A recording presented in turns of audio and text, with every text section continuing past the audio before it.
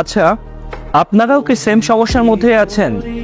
ধরেন আপনার প্রিয় মানুষটা এখনো আপনার সাথে আছে, আপনাকে অনেক বেশি ভালোবাসে, অ্যান্ড একটা সময় পর আপনি দেখতে পান যে আপনাদের ভিতরে ভালোবাসাটা কম আর ঝগড়া ঝামেলা সন্দেহটা এখন বেশি হয়। আমি দেখেছি যারা খুব কাছের মানুষ হয়, খুব প্রিয় মানুষ হয়, তাদেরকে যখন আমরা এটা বুঝিয়ে ফেলি যে সেই মানুষটা আমার জীবনে এতটা গুরুত্বপূর্ণ, তখন সেই মানুষগুলো কেন জানে আমাদেরকে তুচ্ছ ভাবে।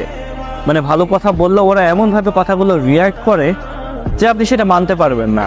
ইভেন আপনি তাকে বুঝাইলেন যে দেখো তুমি এমনটা করো না, তুমি অমনটা করো না, তুমি আমাকে বোঝার চেষ্টা করো। ভাই আমরা যদি সারা জীবন একসাথে থাকি তাহলে খুনছুটি এত ঝোড় ঝামেলা করে লাভ কি? আপনি যখন ভাই বোঝাবেন তখন সেই মানুষগুলো খুব সুন্দরভাবে বুঝবে, আপনার জ্ঞানগুলো সব নিবে, এন্ড তারা মেনেও যাবে। বাট রাত পুড়িয়ে যখন দিনের আলোটা ফুটবে তখন সেই মানুষগুলো আবার আগের মতো হয়ে যাবে।